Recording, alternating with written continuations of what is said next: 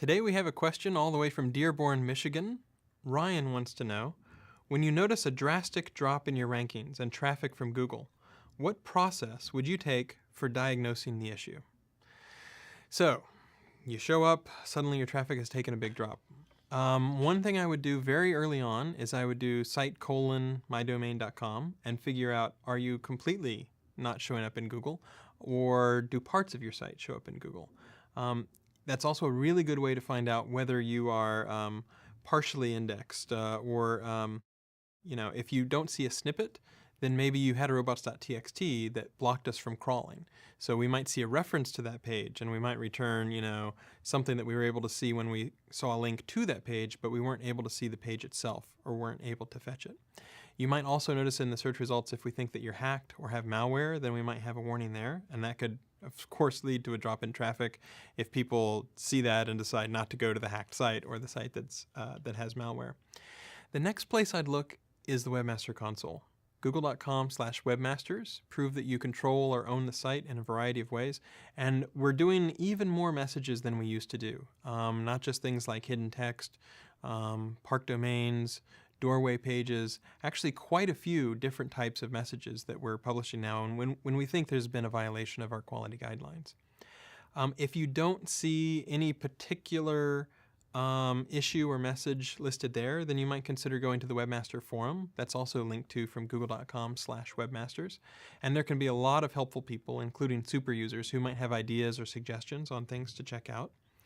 And as part of that, you might end up asking yourself, is this affecting just my site or a lot of other people? If it's just your site, then it might be that we thought that your site violated guidelines, or of course it could be a server-related issue or an issue on your site, of course, on your side.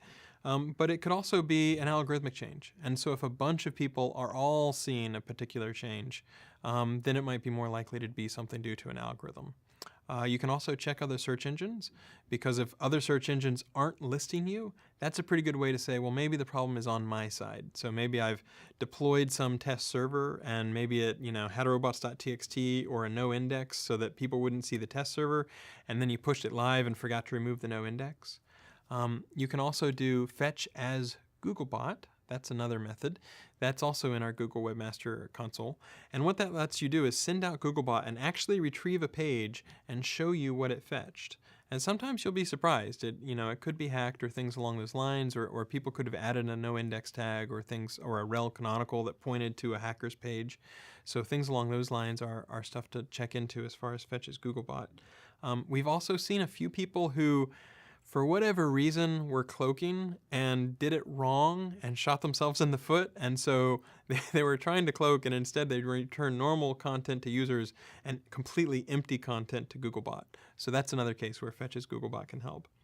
Certainly, if you've changed your site, your hosting, if you've revamped your design, a lot of that can also cause things. So you want to look at, if there's any major thing you've changed on your side, whether it be, DNS, host name, anything along those lines, around the same time, that can definitely account for things. If you've deployed something that's all really sophisticated AJAX, maybe the search engines aren't quite able to crawl that and figure things out.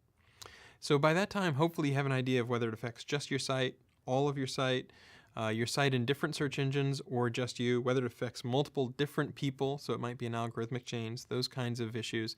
And once you have that under your belt and you have an idea of what's going on, then you can ask whether you should do a reconsideration request. So if you think there might have been some violation, like you were cloaking and you were returning an empty page to Google, or hidden text, keyword stuffing, whatever, then you can do a reconsideration request, and that will actually tell you whether Google has taken manual action on your site.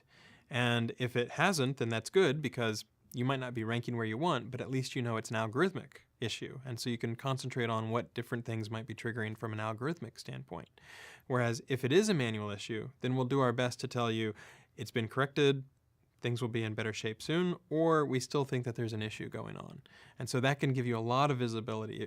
That's just in the last 6 months or so, since the last time we did Webmaster videos, that we've really started to show a lot more detail, not only in the messages that we're doing, but also in the answers to reconsideration requests. So that can be another great source of visibility. So those are some of the issues that I would look at. Hopefully that gives you a few tools to do the diagnoses, and I hope things get better for whichever sites you're looking at, because if you've got great content, to the extent possible and to the extent that we think it's appropriate, we'd like to have that good content in our index so that users can find it as well.